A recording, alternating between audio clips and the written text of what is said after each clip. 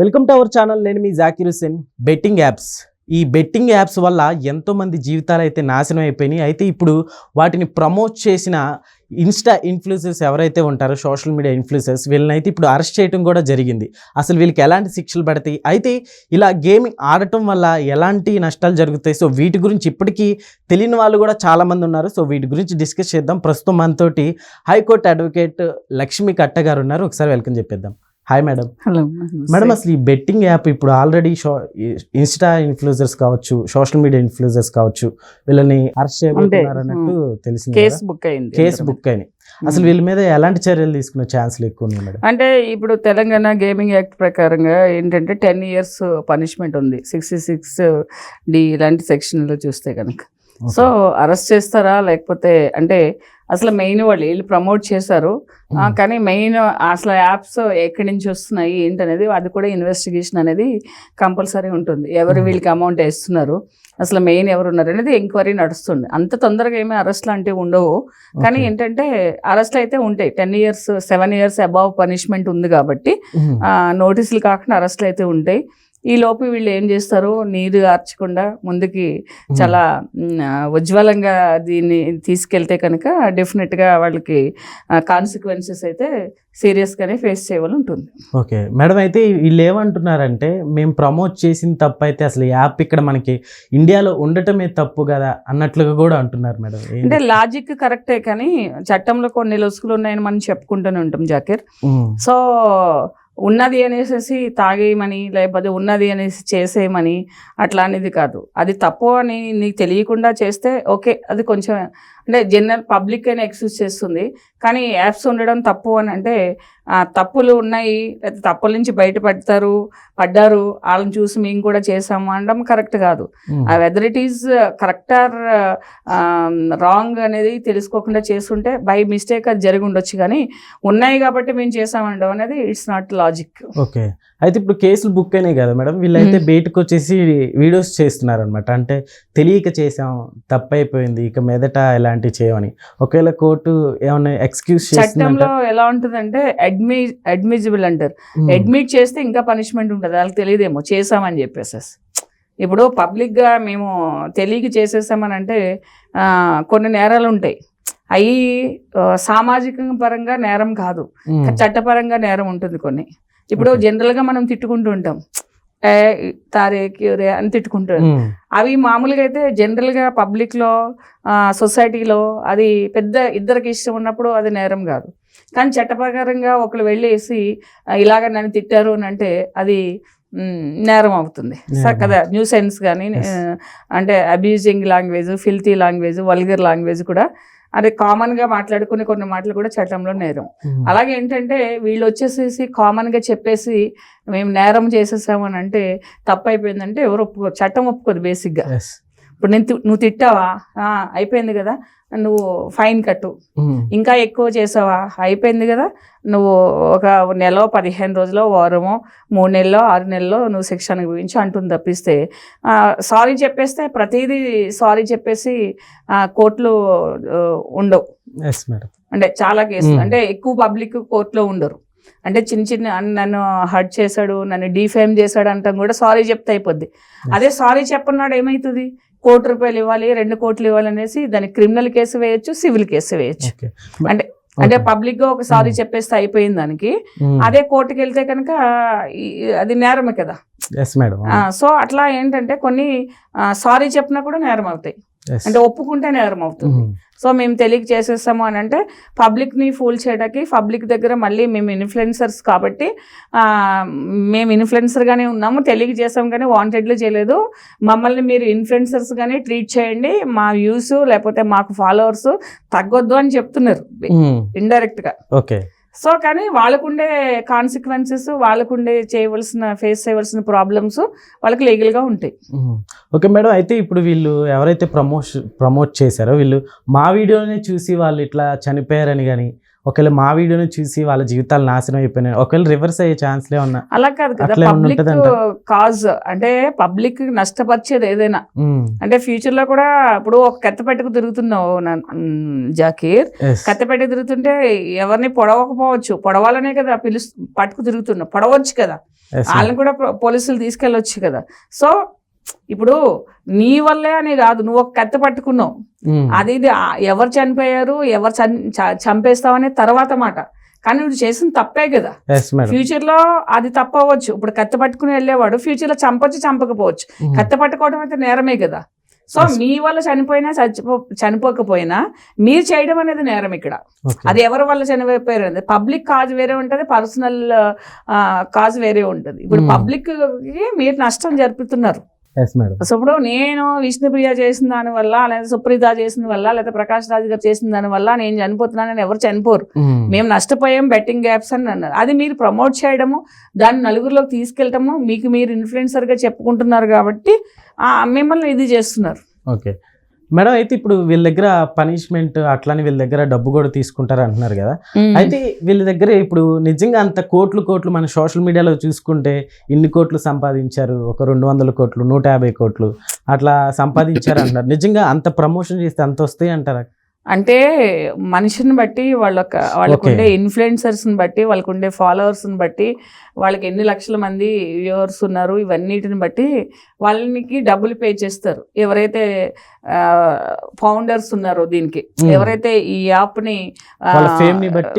యాప్ని ఇది చేసి బిజినెస్ స్టార్ట్ చేస్తున్నారో వీళ్ళకి ఎవరైతే డబ్బులు ఇస్తున్నారో, ఇప్పుడు సపోజ్ నాకెందుకు ఇస్తారు డబ్బులు, నీకెందుకు ఇస్తారు డబ్బులు? ఇప్పుడు ఇన్ఫ్లుయెన్సర్ అని చెప్పుకున్న వాళ్ళు సోషల్ మీడియాలో వాళ్ళని చెక్ చేసి వీళ్ళకి ఇంతమంది ఫాలోవర్స్, 2 లక్షల ఫాలోవర్స్ ఉన్నారు, వీళ్ళు చెప్తే వింటారు అనే కదా ఇస్తారు.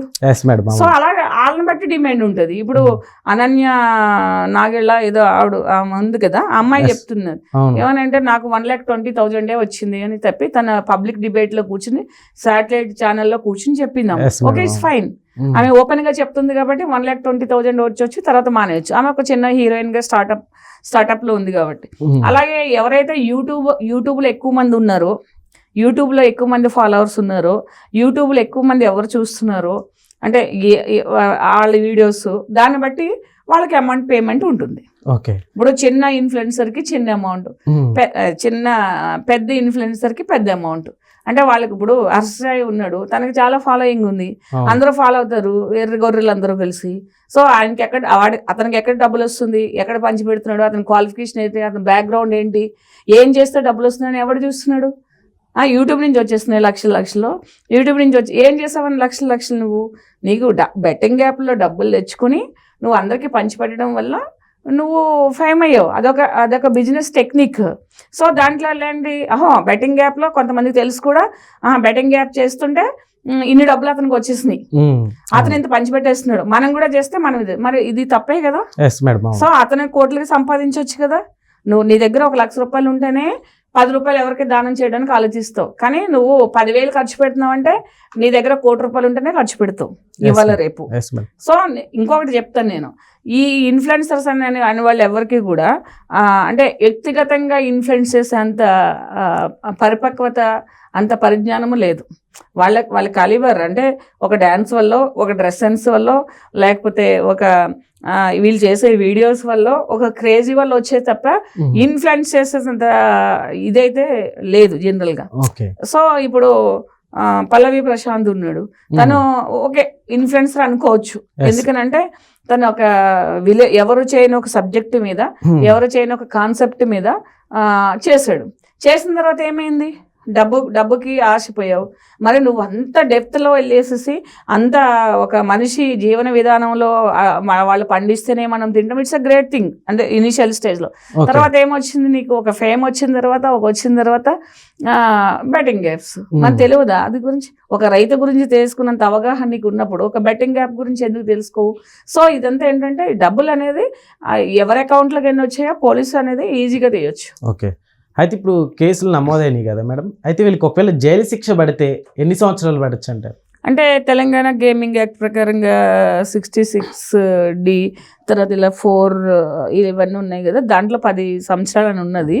అది అప్పటికి ఏమైతుందో తెలియదు. ఇప్పుడైతే గ్రేట్ థింగ్ అంటే మనం పనిష్మెంట్ కోసం ఆలోచించడం కంటే కూడా లైక్ ఇదంతా పబ్లిక్ లోకి వెళ్తుంది, ఇదంతా చూస్తున్నారు, ఈ వాళ్ళకి పడే శిక్షలతోటి, వాళ్ళ పడే తిరిగిళ్ళతోటి, వాళ్ళు పెట్టుకునే అడ్వకేట్లతోటి, వాళ్ళు పే చేసే ఫీజులతోటి మనకి సంబంధం లేదు జాకీర్. వాట్ ఐఎమ్ సెయింగ్, ఇది అందరిలోకి వెళ్తుంది. ఈ బెట్టింగ్ యాప్ ఇదంతా హల్చల్ చేయడం వల్ల సజ్జనార్ గారు ఇంత గ్రేట్గా, అంటే ఈ ఆఫీసర్ అనే ఆయన తన ఒక అంటే పర్సనల్గా తీసుకుని దీన్ని ప్రజల్లోకి తీసుకెళ్లడం వల్ల, వీళ్ళని అరెస్ట్ చేయడం వల్ల, అది కామన్ మ్యాన్కి కూడా, ఒక కామన్ మ్యాన్ ఇచ్చిన కంప్లైంట్లో ఒక కామన్ మ్యాన్కి కూడా అందేటట్టు చేయడం, it's a great thing. Yes madam. Actually ఈ ఇష్యూని 2 తెలుగు రాష్ట్రాల్లో ఇంత పెద్ద ఒక బెట్టింగ్ భూతాన్ని నాన్ వేషన్ అని ఐడియా ఉన్నారు మేడం? మామూలుగా నాన్ వేషన్ తనే ఎక్కువగా వాయిస్ రైస్ చేశాడు అనమాట. చాలా బెస్ట్ ఇచ్చాడని చెప్పుకోవచ్చు. యాక్చువల్లీ చెప్తున్నాను కదా, ఇప్పుడు ఏదైనా సరే ఒకళ్ళతోనే స్టార్ట్ అవుతుంది, ఒక అడుగుతోనే స్టార్ట్ అవుతుంది. అన్వైస్ ఇట్స్ ఎ గ్రేట్ థింగ్. అంటే అప్పుడప్పుడు నేను వీడియోస్ చూస్తుంటాను, తను చేసేది ఎంత వీళ్ళని ఇన్ఫ్లుయెన్సర్స్ అనాలి, వీళ్ళని ఒక గ్రేట్ పర్సనాలిటీ అనాలి, వీళ్ళని రోల్ మోడల్ అనాలి. సో దట్ ఇలాగా చేసేవాళ్ళని కార్లు కొనుక్కొని, మేడలు కొనుక్కొని, షోలు చేసుకుంటూ, పోలీస్ స్టేషన్లో కేసులు ఉంటే కూడా కనీసం ఎఫ్ఐఆర్ నమోదైనా కూడా వాళ్ళకి పోలీస్ స్టేషన్కి ఎలా రావాలన్నా, నేను అమ్మాయిని చూసాను గాగుల్స్ పెట్టుకొని పెద్ద ఇట్లా, అంటే పోలీస్ స్టేషన్కి వచ్చే విధానం, you should respect to the law and order. నువ్వు ఒక కామన్, ఎంత పెద్దవాళ్ళైనా ఒక కామన్ మ్యాన్ లానే పోలీస్ స్టేషన్కి రావాలి. ఒక సింపుల్ సిటీ తోటి, నువ్వు ఇన్షర్ట్ లేకోకుండా, టీ షర్ట్లు వేసుకోకుండా, జీన్స్ వేసుకోకుండా, అమ్మాయిలు టీ షర్ట్లు వేసుకోకుండా కోర్టులకు రావాలి. న్యాయ దేవతకి, న్యాయానికి మనము తల వంచుతాం. జడ్జి కానీ, అడ్వకేట్స్ కానీ వచ్చిన వాళ్ళు కూడా ఇట్లా పెట్టుకోవాలి. నేను ఒక అమ్మాయిని చూసాను, గాగుల్స్ పెట్టుకుని ఎంత ఇది ఇలా, ఎందుకు ఎవరికాళ్ళు అంతా అవసరం లేదు కదా. So that you're a professional. నువ్వు ప్రొఫెషనల్ అనుకుంటే ప్రొఫెషనల్ ఉండాలి, కానీ కోర్టుకి, పోలీస్ స్టేషన్కి వచ్చినప్పుడు డెఫినెట్గా నువ్వు కామన్ పర్సన్ లాగానే రావాలి. సో దట్ వీళ్ళంతా ఏంటంటే వీళ్ళు తలపోగరు దించాలి, వీళ్ళందరినీ ఒక ఇది అంటే సజ్జనార్ గారు లాంటి ఆఫీసర్స్ కావాలి. సో ఒక కామన్ మ్యాన్ కంప్లైంట్ ఇచ్చినట్లు అలాంటి కామన్ మ్యాన్స్ తయారవ్వాలి. నాన్ వేషన్ అలాంటి, అతని పేరు సో అలాంటి ఒక యూట్యూబర్, బ్లాగ్స్ చేసేవాళ్ళు, తర్వాత ధైర్యంగా ఇలాంటి మాఫియా ఇది యాక్చువల్లీ చెప్పాలంటే. ఇప్పుడు డ్రగ్ మాఫియాలో డ్రగ్ తీసుకున్నవాడే చచ్చిపోతాడని మనం అనుకుంటాం, కానీ ఇంటిల్ వాడి ఎంత నరకం అనిపిస్తారు అనేది చూసే వాళ్ళకి తెలుస్తుంది. నేను చూసాను కాబట్టి క్లయింట్స్ విషయంలో నేను చెప్తాను అట్లాంటిది. అలాగే ఒక పెయినే తీసుకుంటారు, ఒక డ్రగ్స్ తీసుకున్న వాళ్ళు పర్సనల్గా పెయిన్ తీసుకుంటారు, వాళ్ళ లైఫ్ ఫైల్ అవుతుంది, వెనకాల వాళ్ళు చచ్చిన తర్వాత ఏడ్చి ఊరుకుంటారు, లేదా ఫైనాన్షియల్గా అవుతారు. ఫైనాన్షియల్గా కొంతవరకే ఎఫెక్ట్ అవుతారు, మానసికంగా దెబ్బతింటారు. అది ఒక మాఫియా. కానీ ఈ బెట్టింగ్ మాఫియా అనేది ఏంటంటే ఇంట్లో వాడు భార్య సూత్రాలు, పిల్లలు చెవులు, రింగ్లు, మొత్తం అంటే ఒక జనరేషన్, వాళ్ళ ఎడ్యుకేషన్, వాళ్ళ ఫుడ్, వాళ్ళ క్లాతింగ్, వాళ్ళ షెల్టర్ మొత్తం జీరో అయిపోతుంది. సో డెఫినెట్గా ఏంటంటే వాయిస్ రైజ్ చేయడానికి ఇంకా వాయిస్ రైజ్ చేసే వాళ్ళు కావాలి. నాన్ వేషన్ లాంటి వాళ్ళు, బ్లాగ్స్ చేసే వాళ్ళు ఇంకా ఎక్కువ ఇలాంటి వాళ్ళ మీద బ్లాగ్స్ చేయాలి. మాకు లాంటి అడ్వకేట్లు కూడా వచ్చి వాలంటరీగా వీళ్ళ గురించి చెప్పడం అనేది ఎంతైనా అవసరం. ఓకే మేడం, ఇక్కడ మనం ఒక కామన్ మ్యాన్ సైడ్ ఒకసారి మనం చూసుకుంటే, సో వీళ్ళు సెలబ్రిటీలు ప్రమోషన్ చేశారు కదా మనకు కూడా వస్తాయి అని చెప్పి, ఇట్లా చేయడం ఎంతవరకు కరెక్ట్ అంటారు? కామన్ మ్యాన్ అంటే ఇప్పుడు ఒక మూవీ చూస్తే ఇన్ఫ్లుయెన్స్ అవుతారు, ఒక డెత్ చూస్తే అంటే ఒకట్లాగా బాధ అనిపిస్తుంది, లైఫ్ ఇంతే కదా అని చెప్పి. ఒక మూవీ చూస్తే ఇలాగా ఉంటే మనకు బాగుంది అనిపిస్తుంది. అంటే ప్రతిదాని ఇన్ఫ్లుయెన్స్ అనేది సర్కమ్స్టాన్సెస్ ఇంపాక్ట్ అంటారు జాకీర్. ఈ సర్కమ్స్టాన్సెస్ ఇంపాక్ట్ అనేది మనిషి మీద చాలా ఉంటుంది. సో దట్ ఇప్పుడు మన సర్కమ్స్టాన్స్లో అంటే ఈ అంబియన్స్, ఈ సర్కమ్స్టాన్సెస్లో ఈ ఫోన్కు ఉండే ఇంపార్టెన్స్ చాలా ఎక్కువైపోయింది. సో ఇది డెఫినెట్గా ఇన్ఫ్లుయెన్స్ చేస్తుంది, ఐదర్ గుడ్ ఆర్ బ్యాడ్, మన ఇన్ఫ్లుయెన్స్ చేస్తుంది.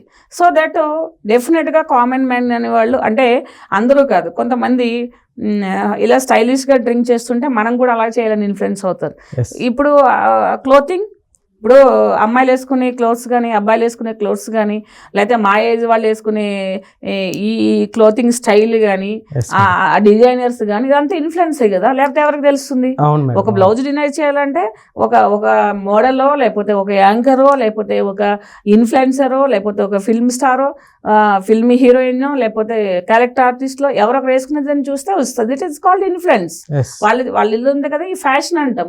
ఈ ఫ్యాషన్ ఇప్పుడు ఈ యూట్యూబ్లో లేనప్పుడు, సోషల్ నెట్వర్క్ లేనప్పుడు మేము ఎక్కడ చూసేవాళ్ళము? నవీనా అనే పేజీలోనో, వసుంధర అనే పేజీలోనో, లేకపోతే స్వాతి బుక్లో ఉండే విమెన్ కార్నర్ అనే, లేడీస్ కార్నర్ అనే పేజీలోనో చూసుకుని, ఆహా ఈ నైల్ పాలిష్ ఇలా ఉంటుంది, బ్లౌజ్ ఇలా ఉంటుంది అని నేర్చుకునేవాళ్ళు. అంటే ఇట్స్ లెర్నింగ్. లెర్నింగ్ అనేది ఉంటుంది. అది బ్యాడ్ ఆర్ గుడ్ అది డెఫినెట్ గా ఉంటుంది. అందులోనే చెడ్డ పేజీలు ఉంటాయి, చెడ్డ కాలమ్స్ ఉంటాయి, అందులోనే ఫేస్ రీల్ లాంటి అమ్మాయిల ఫోటోలు వేస్తారు. It's called influence. డెఫినెట్ గా ఆ పబ్లిక్ మీద, అబ్బాయిల మీద, అమ్మాయిల మీద, ఇంకా అమ్మాయిలు బెట్టింగ్ ఆడారని రాలేదు, ఫ్యూచర్ అవి కూడా వస్తుంది. అవును, ఓకే మేడం. అయితే ఇంకొక వర్షన్ ఏంటంటే, ఇప్పుడు ఈ సోషల్ మీడియా ఇన్ఫ్లుయెన్సర్స్ ఉన్నారుగా, కేవలం వీళ్ళ మీద ఎందుకు ఇంత ఫోకస్ పెడుతున్నారు? ఇప్పుడు స్టార్ హీరోలు కావచ్చు, హీరోయిన్స్ కావచ్చు, ఇప్పుడు రన్నింగ్ యాప్స్ ఉన్నాయి కదా, సో వాటి మీద వాళ్ళు కూడా ప్రమోట్ చేస్తున్నారు, వాళ్ళ మీద ఎందుకని యాక్షన్ డెఫినెట్ తీసుకోవాలి? గా అది మేబీ ఇప్పుడు ఇక్కడ స్టార్ట్ అయింది కరోనా, ఇక్కడ స్టార్ట్ అయింది చైనాలో స్టార్ట్ అయింది, మొత్తం ప్రపంచం చుట్టేసింది. అలాగే యూట్యూబర్స్ తోటి, బ్లాగర్స్ చేసే వాళ్ళతోటి, ప్రమోట్ చేసే వాళ్ళతో స్టార్ట్ అయింది. నిజంగా ఎంత పెద్ద వాళ్ళైనా సరే ఈడీ వరకు వచ్చిందంటే, ఎంత పెద్ద హీరోయిన్ అయినా చేసిన వాళ్ళు, ఇప్పుడు తమన్నా, కాజల్ అగర్వాల్ మీద అక్కడ ఇష్యూ నడవట్లేదా? డెఫినెట్ గా చేస్తారు, కానీ it's will take some time. ఆ టైం వచ్చే వరకు వెయిట్ చేయాలి. ఇప్పుడు స్టార్ట్ అయింది, ఇది ఒక 2 అడుగులు పడింది, ఇంకా 98 అడుగులు ఉంది కదా జాకీర్. Yes madam. ఓకే, అయితే ఇంకొక వర్షన్ ఏంటంటే, లాస్ట్ క్వశ్చన్ మేడం, ఎక్కువ ఇబ్బంది పెట్టినా. అయితే ఇప్పుడు మనకి మద్యం తాగడం అనేది నిషేధం, అది అడ్వర్టైజ్మెంట్ ఇస్తారు, అట్లానే స్మోకింగ్ కూడా. ఇప్పుడు అట్లానే ఇంత ప్రమాదం ఉన్నప్పుడు గవర్నమెంటే దీంట్లో ఫెయిల్ అయింది కదా దీన్ని అడ్వర్టైజ్ చేయడంలో, అలాంటప్పుడు మేము చేస్తే తప్పేంటి అని సమర్థించే వాళ్ళు కూడా ఉన్నారు. సో దీన్ని ఎట్లా చూడొచ్చు అంటారు? ఇప్పుడు మద్యం తాగడం అనేది కంటిన్యూస్ గా ఒక 50 ఏళ్ళు తాగితే నీకు లంగ్స్ పోతుంది. అంటే మెడిసిన్ కూడా ఎక్కువ వేస్తున్నారు. మనము ఒక డిసీజ్ కోసం తీసుకున్న మెడిసిన్ కూడా ఎక్కువ తీసుకుంటే, ఈవెన్ మనం రోజు తినే ఫుడ్ కూడా ఎక్కువ క్వాంటిటీ తీసుకుంటే it injuries to the health అంటే ఏదైనా ఉంటుంది. సో అది డిఫరెంట్. ఇప్పుడు ఒక సోషల్ పార్టీస్ కోసమో లేకపోతే పర్సనల్గా హ్యాబిట్ చేసుకోమని చెప్పట్లేదు. ఏదైనా రోజు బిర్యానీ తింటే కూడా ఇదే. సో కొన్ని ఏంటంటే కొన్ని కంటెంట్స్ కొన్ని అందులో ఉండే దాన్ని బట్టి ప్రభుత్వం యాక్సెప్ట్ చేయాలా కాదనేది అంటే ఒక స్టేట్ సిస్టమ్ మీద ఆధారపడి ఉంటుంది. సో మద్యం వేరు, బెట్టింగ్ యాప్ వేరు, డిఫరెంట్. ఒక బేర్ కొనుక్కుంటే మేబీ 100-200 ఉంటుంది, లేకపోతే ఎవరైనా తాగితే 1000-2000 రూపాయలు తాగుతాయి. బెట్టింగ్ యాప్స్ లక్షలు ఒక గంటలో పోగొట్టుకుంటారు కదా, దానికి దీనికి ఎక్కడ కంపారిజన్ తాగితే నీ లివర్ పాడైతుందని తెలుసు, నీ డబ్బులు 1000-2000 ఫ్రెండ్స్ తో కూర్చుంటావు, 10,000-20,000 ఖర్చు పెట్టుకుంటావేమో, అంతకంటే ఎక్కువ చేయలేవు కదా. కానీ నువ్వు రాత్రికే 2-3 కోట్లు ఎగరేయచ్చు నువ్వు బెట్టింగ్ యాప్ లో. ఇప్పుడు నువ్వు ఇక్కడ ఏంటంటే తాగడం అనేది ఇట్ ఈస్ నాట్ అంటే comparison to betting app smoking కానీ ఇదంతా కానీ బెట్టింగ్ యాప్ అనే దాంట్లో ఏంటంటే ఒక ఇల్లీగల్ గా ఒకళ్ళు ఎవరో పెట్టి వీళ్ళని దోచుకుంటున్నారు. నీకు 50 రూపాయలు నువ్వు పెట్టు, 5,000 ఇస్తామని ఆశ కొలిపి వీళ్ళని ఇది చేస్తున్నారు. ఇప్పుడు ఒక ప్రొడక్ట్ కొంటేనే ఆ ప్రొడక్ట్ లో కరెక్ట్ గా లేకపోతే మనం కోర్టుకి వెళ్ళొచ్చు. సో దానికి ఒక లైసెన్స్ లేకపోతే దానికి ఒక ఇన్వాయిస్, ఆ ప్రొడక్ట్ కి గవర్నమెంట్ దగ్గర నుంచి పర్మిషన్ తీసుకుంటున్నారు. కానీ వీళ్ళు పర్మిషన్ తీసుకోవట్లేదు కదా. వీళ్ళు ఒక యాప్ లో డౌన్లోడ్ చేసేసి ఎక్కడి నుంచో కోట్లు బిజినెస్ చేసి జనాల్ని ప్రలోభ పెట్టి వాళ్ళ డబ్బంతా దోచుకుంటున్నారు. దానివల్ల ప్రజలు నష్టపోతున్నారు, ప్రాణాలు పోతున్నాయి. అది ఇక్కడ ఇష్యూ. ఇది మాఫియా. బెట్టింగ్ అనేది మాఫియా, డ్రగ్ అనేది మాఫియా.